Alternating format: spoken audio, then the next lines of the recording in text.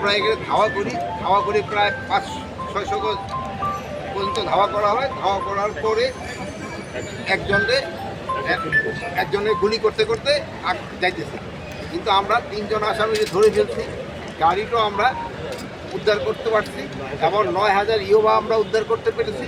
এবং আমাদের যে 3 জন আমাদের আহত হয়েছে, আমাদের একজন এএসপি তিনিও অল্প একটু আহত হয়েছিল, হাতে এই অপারেশনটা লিড করছে।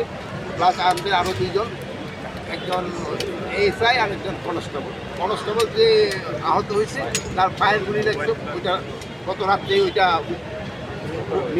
রিমুভ করা হয়েছে। ওনারা আমরা এখন পুলিশ হসপিটালে নিয়ে দেবো, উনি সম্পূর্ণ আশঙ্কামুক্ত।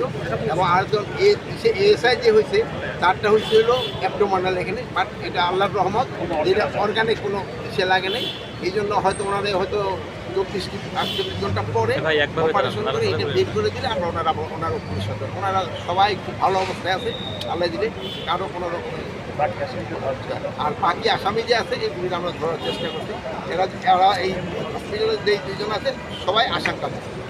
মানে সুনির্দিষ্ট আপনাদের কাছে কী তথ্য ছিল যার জন্য ওখানে চেকপোস্টটা বসালেন? এবং সুনির্দিষ্ট তথ্য দিল যে তারা ইয়া বানিয়ে আসতে হবে এবং ভয় ছিল যেটা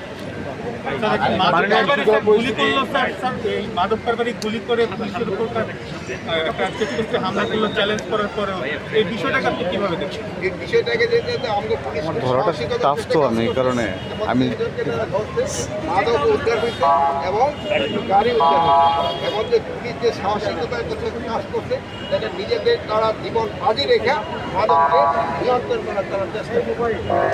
মাননীয় হোম অ্যাডভাইজার, এই অবস্থায় পুলিশের প্রতি যে নির্দেশনা, পুলিশের যে রাইফেল ইউজ করবে, অথচ সন্ত্রাসী যারা তারা যে ভারী অস্ত্র ইউজ করতেছে, এতে করে কি মনে হচ্ছে? এরা কোনো সন্ত্রাসীরা কোনো ভারী অস্ত্র ইউজ করে, এটা পিস্তল ইউজ করে।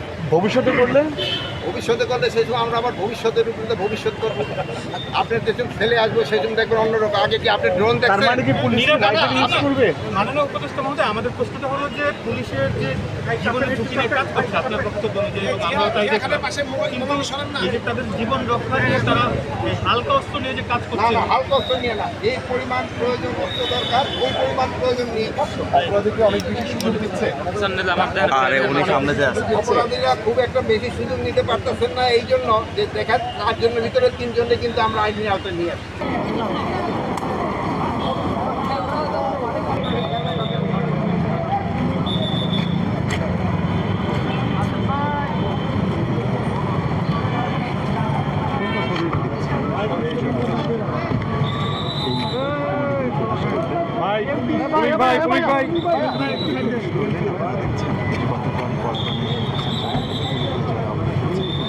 কেউ যায় না,